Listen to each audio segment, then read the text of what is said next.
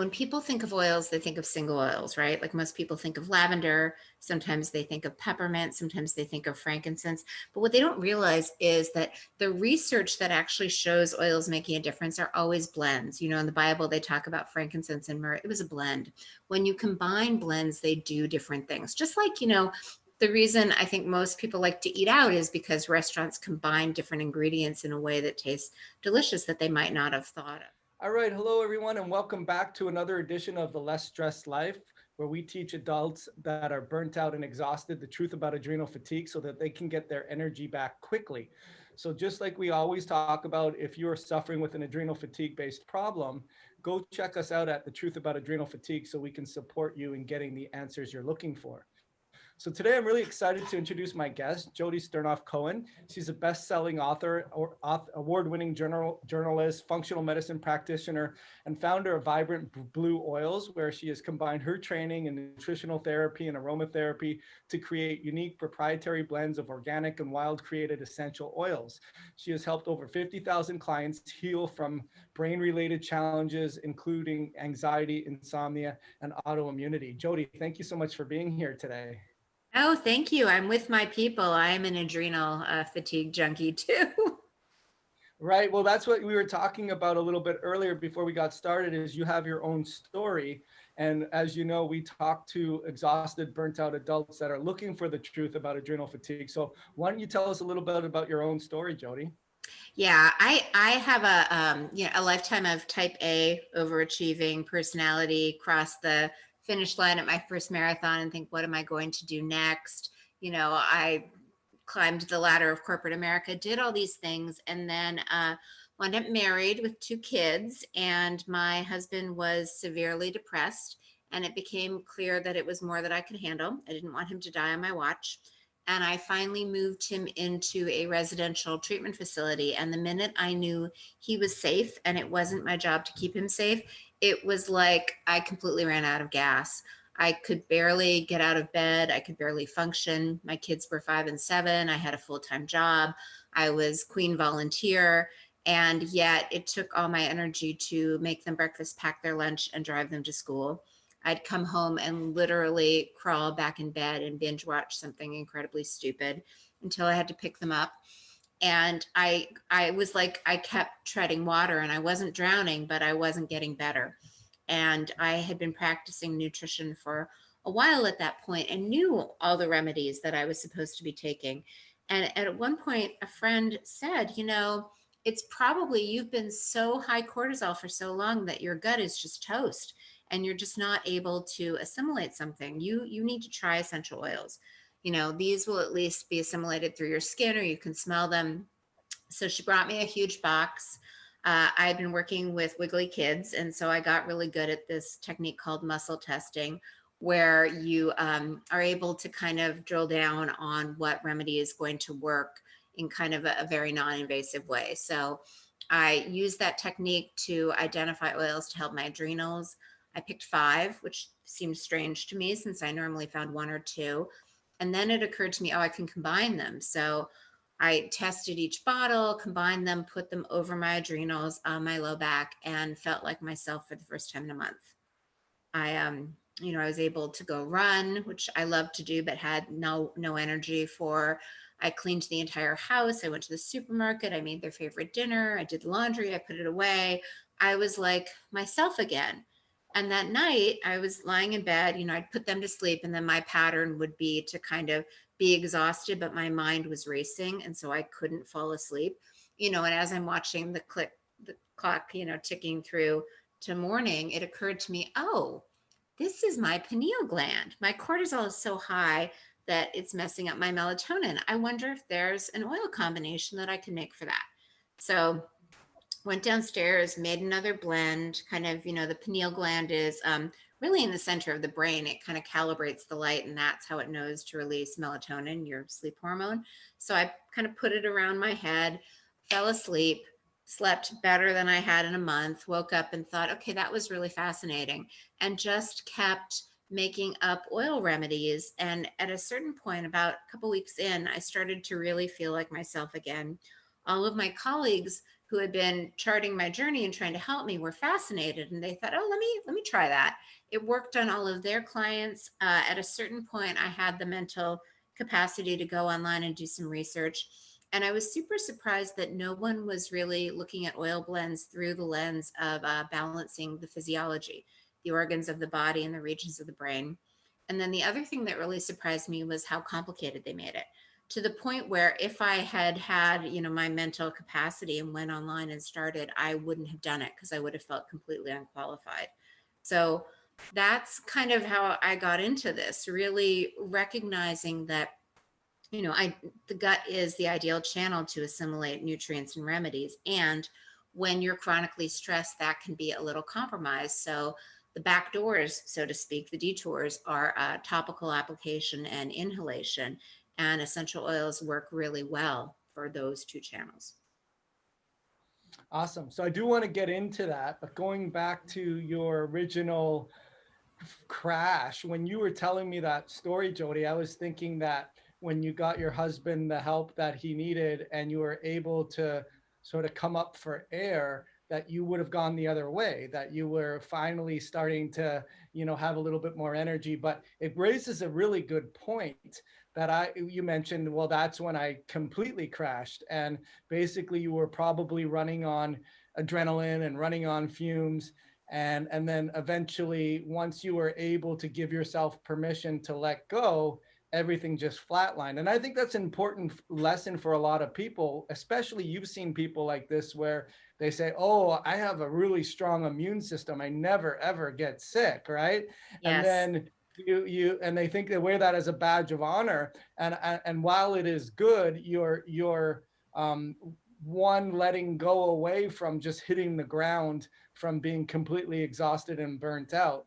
And I think people need to realize that. So that's interesting that you had that story there. The other thing you mentioned as well is that someone said to you, oh, your cortisol must have been sky high for so long that it really, impacted your gut health. And then you got into essential oils. So as far as the essential oils go, then you just mentioned too that you were surprised that people weren't using it in ways that matches the physiology. So maybe get into what you did with that, because I know you said you started the research, and I know that they have a lot of PubMed articles that are based on essential oils.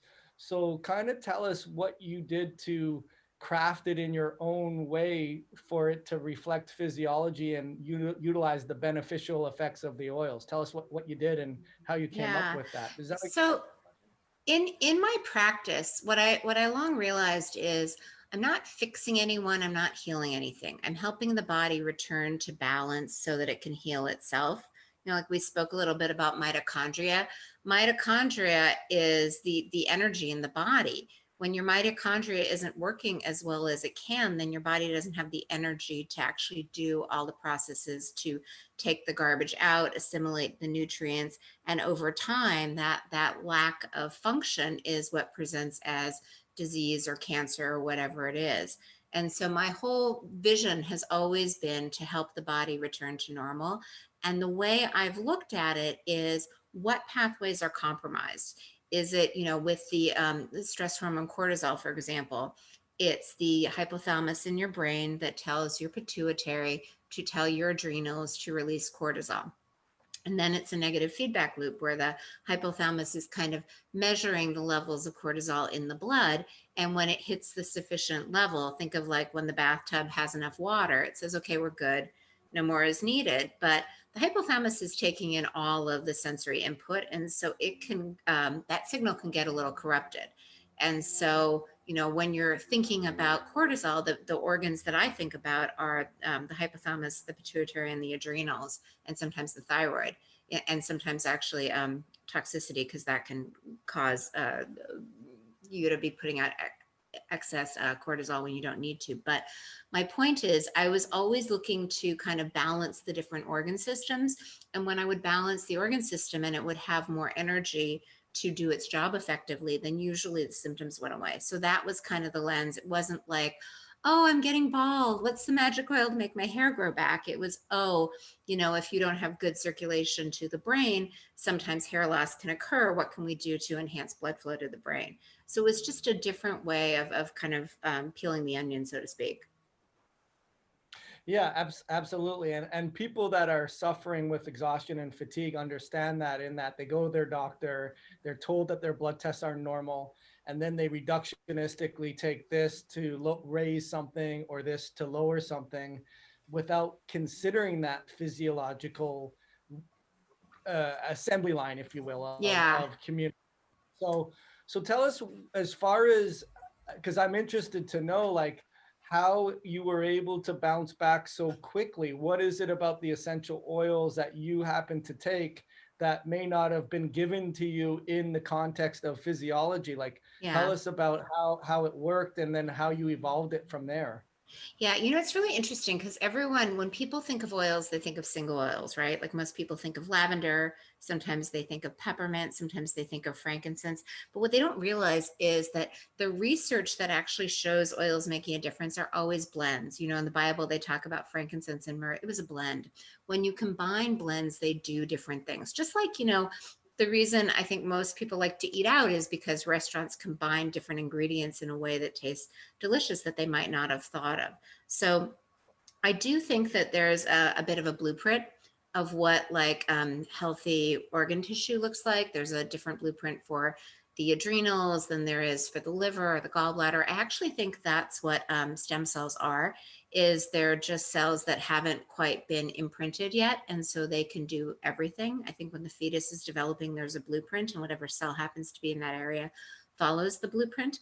I think that the organs can get out of balance from just everyday life, stress, toxicity, pollutants, all of these things. And I think that you can use plants, which have kind of the same blueprints as humans. Plants and humans are biofamiliar. That's why we eat plants. That's why we, feed on the animals that eat plants.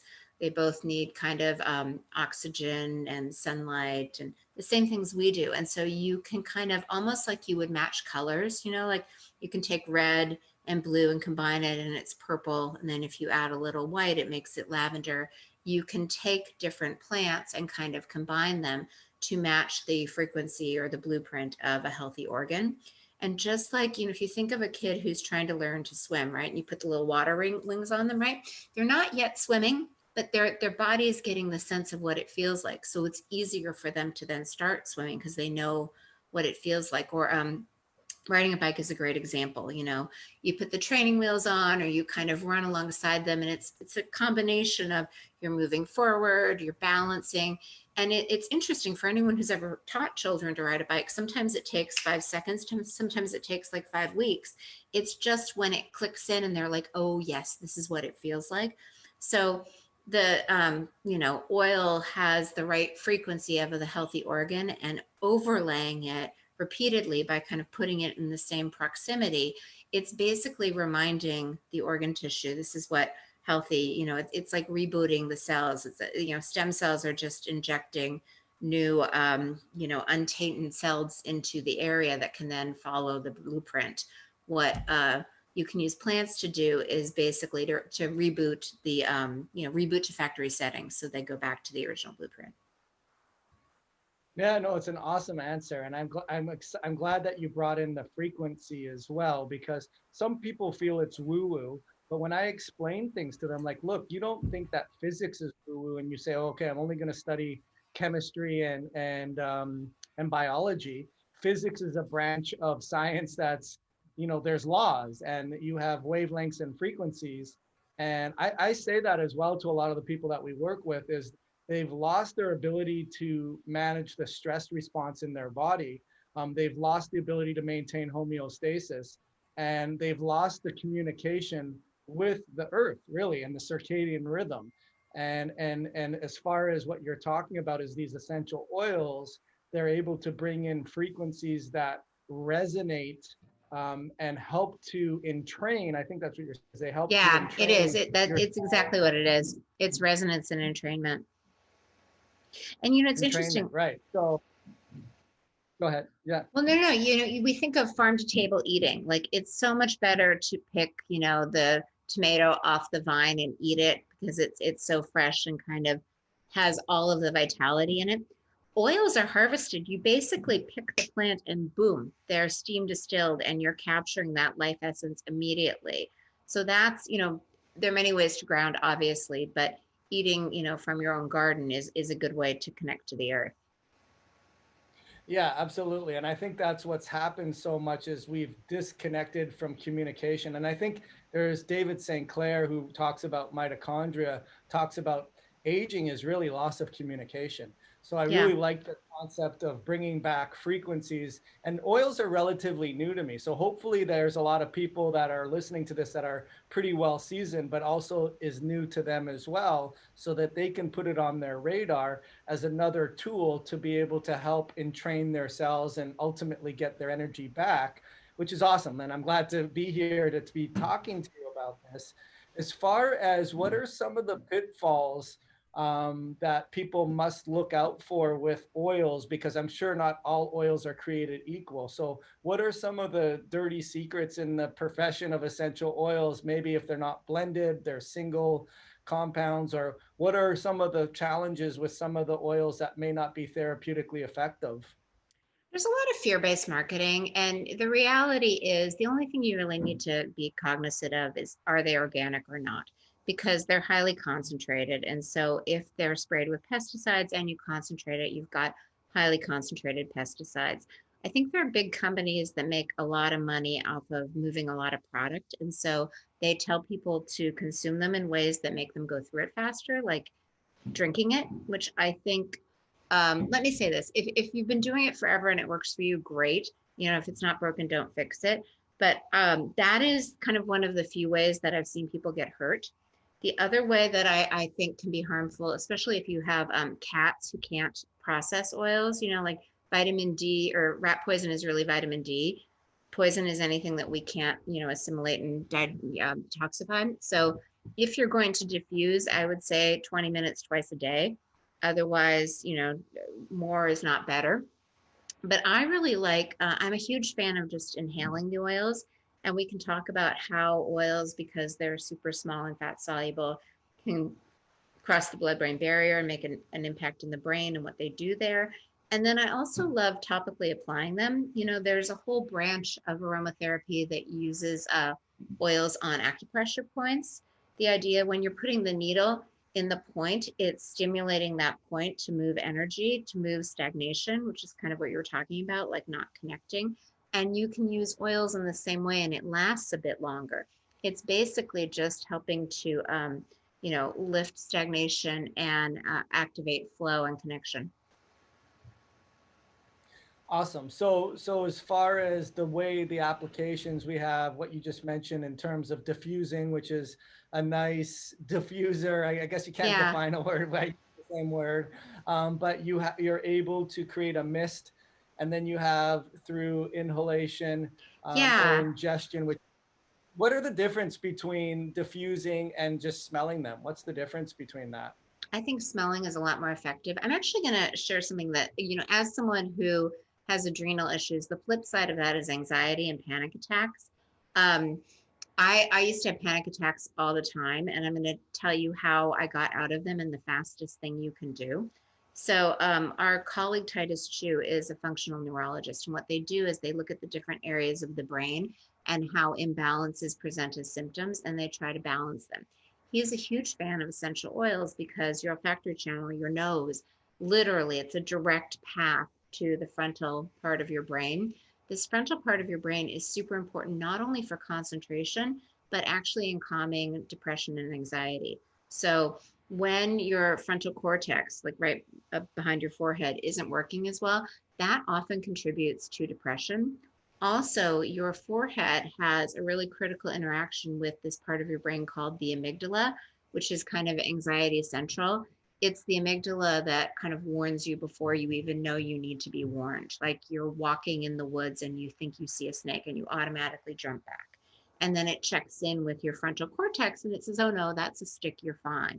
So if this combination isn't flowing, you're going to feel really anxious and really depressed. The easiest way to get it flowing is to literally smell something.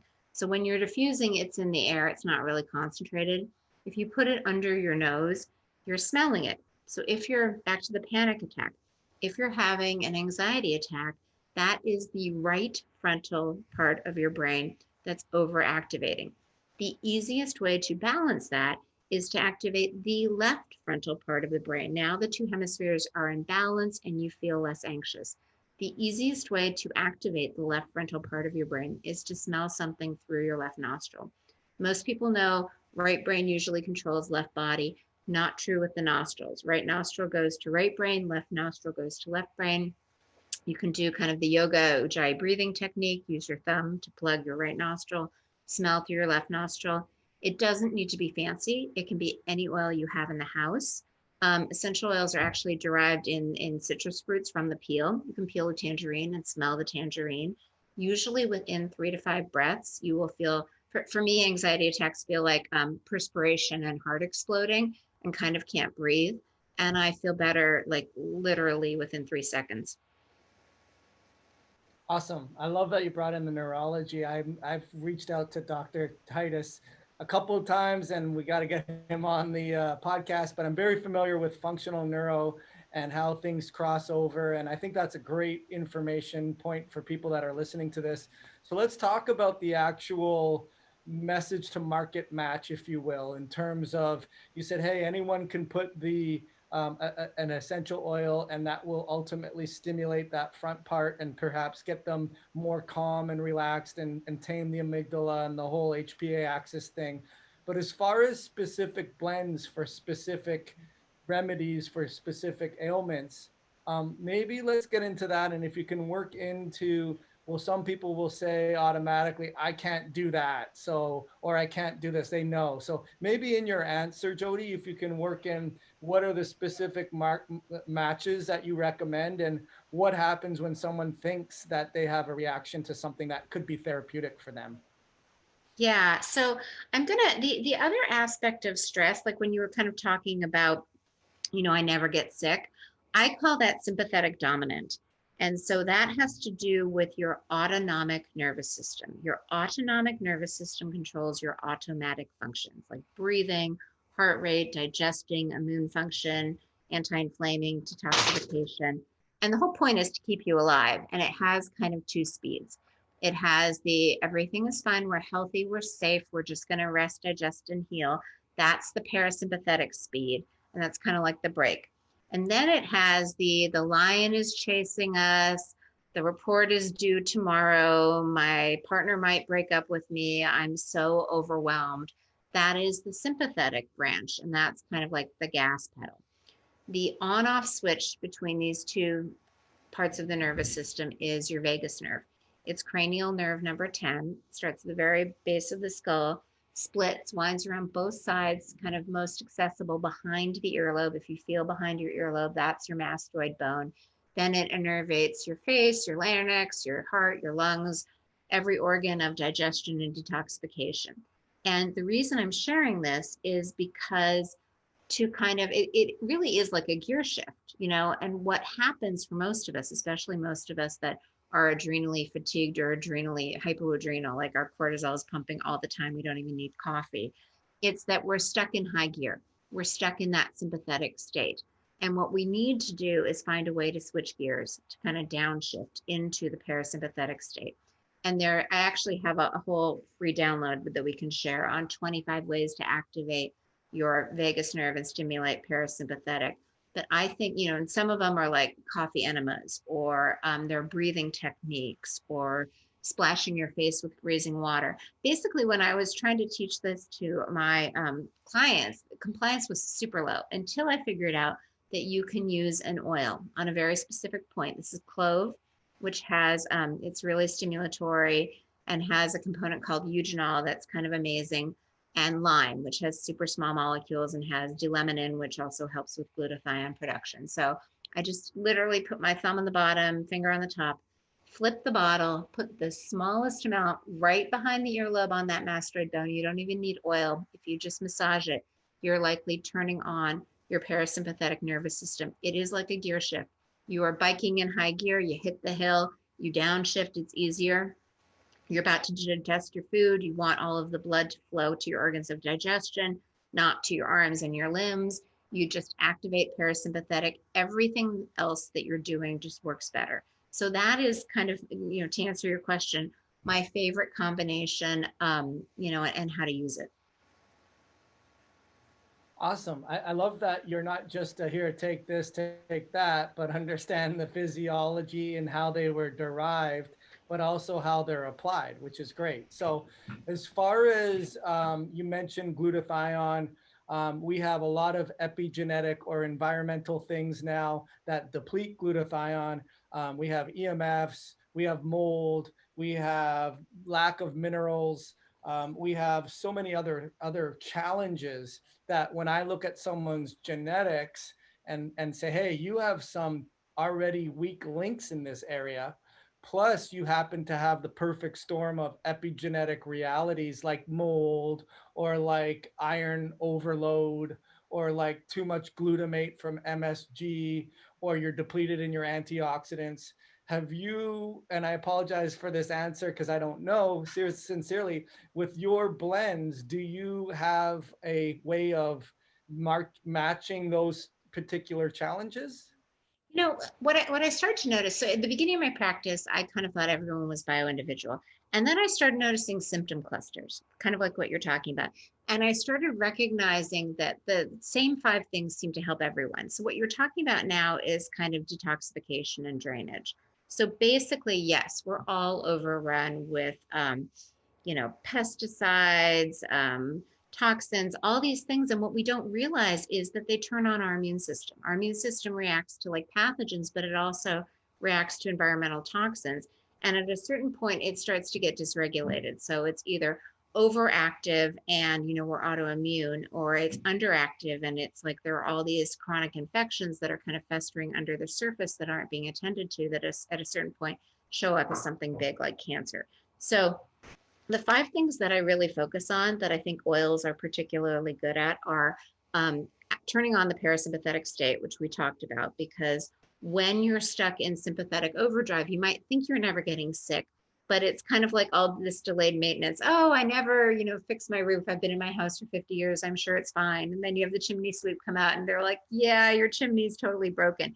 You need to kind of repair as you go. You need to make sure that you're able to, it's like having a party and then everyone leaves and you clean up the house. If no one ever leaves and you never clean up, you don't really know the problem. So it's good to activate the parasympathetic branch of your nervous system as often as possible.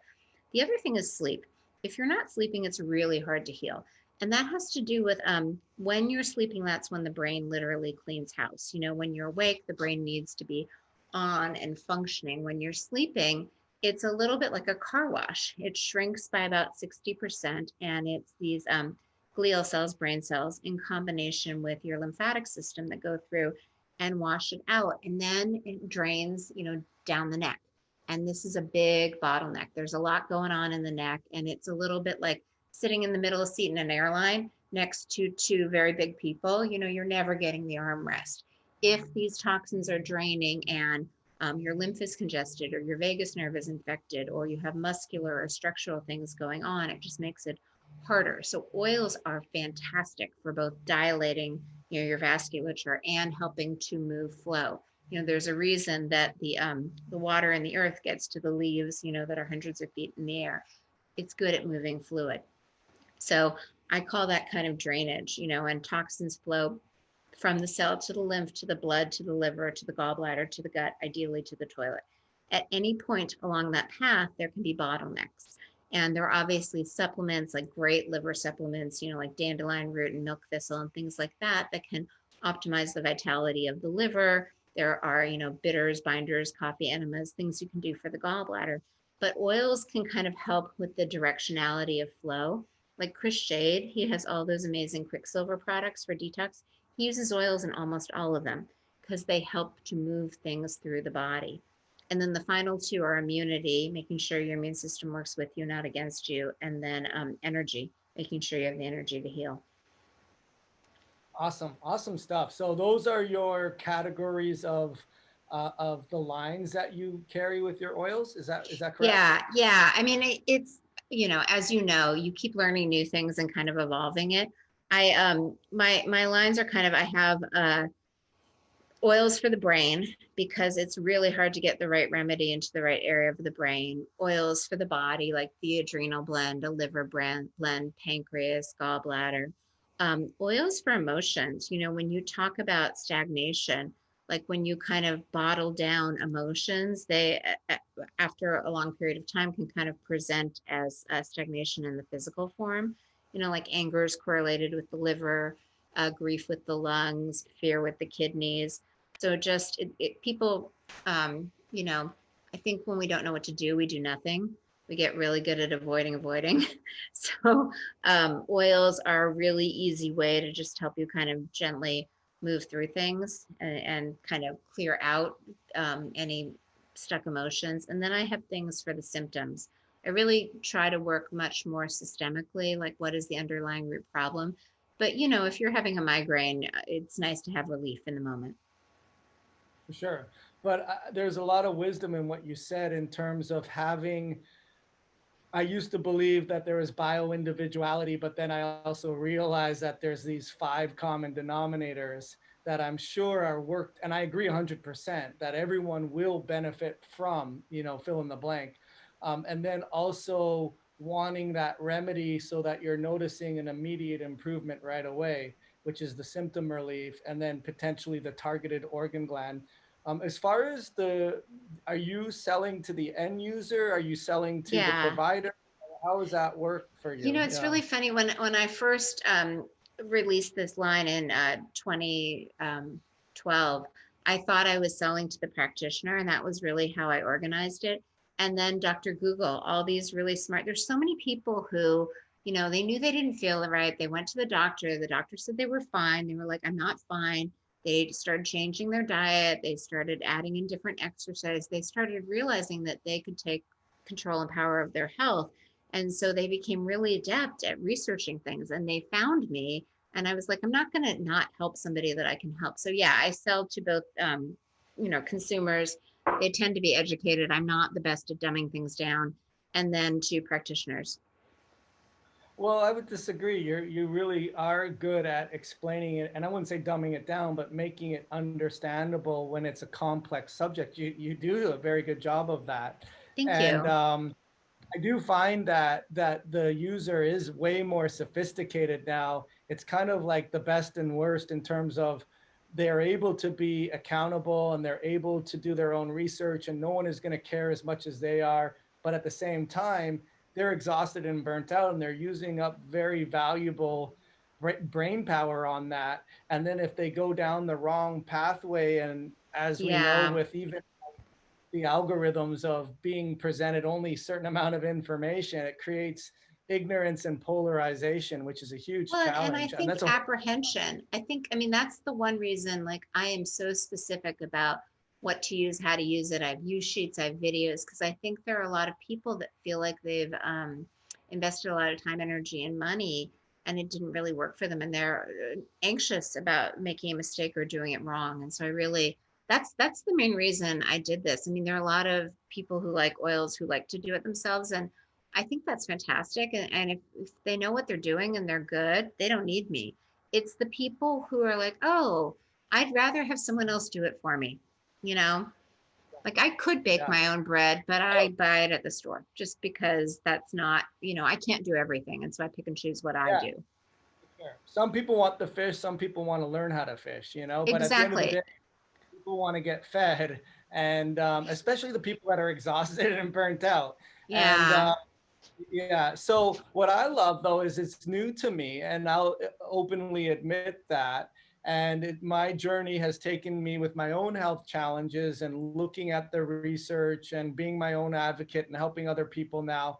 But what I love is that, and you've seen this, is people are on 1,001 different supplements. And then when they tell me like, okay, what are you going to do for me that's different? Not only is the workup going to be different, like we're going to incorporate customization from a genetic standpoint, even though there are generalizations of things that need to happen to you. I look at it as, Jodi, I'm going to actually take away supplements that you don't need and trim the bonsai tree and have you more crystallized on the things that are the most important. But now we have this whole other thing that was just through oils and through frequencies and through resonating and helping reset and entrain your cells to work effectively. It's a whole other ball game in terms of not having to add another layer of supplement to their I guess their recommendations. I do agree that less is more. I think too much confuses the body. And I also, the way I explain it, it's kind of like someone who says to me, like, well, I want to lose weight. So I'm either going to exercise or diet. And I'm like, why don't you do both? You know, like Right. combine them. Like all you need to do is, seriously, if someone doesn't know where to start, we have a money back guarantee. If it doesn't work, send it back to us. We'll give you your money back. Like it's literally a drop behind your ears before you eat. It's really easy to put on kids. I know. I used to try to sneak kale into everything and they would never eat it, but they never said no to oils, and it will basically turn on your digestion. It tells the mouth to release saliva, the stomach to release acid, the pancreas to release enzymes, gallbladder to release bile. It's like the moving sidewalk. Like so much of what goes wrong in digestion is that housekeeping wave. The moving sidewalk stops moving and things get stuck. So you're constipated or it stays too long in the small intestine. You have small intestine bacterial overgrowth, or IBS. But if you can just keep the whole motility wave going and digestion happening and blood routed to the digestive tract, things go easier. You're just helping your body work the way it's supposed to. Yeah, absolutely. And then that comes back to that mitochondrial fatigue. And it's not just the HPA axis, but it's helping the cells in general that form tissues and organs and systems to work more effectively, impacting digestion, respiration, repair, everything.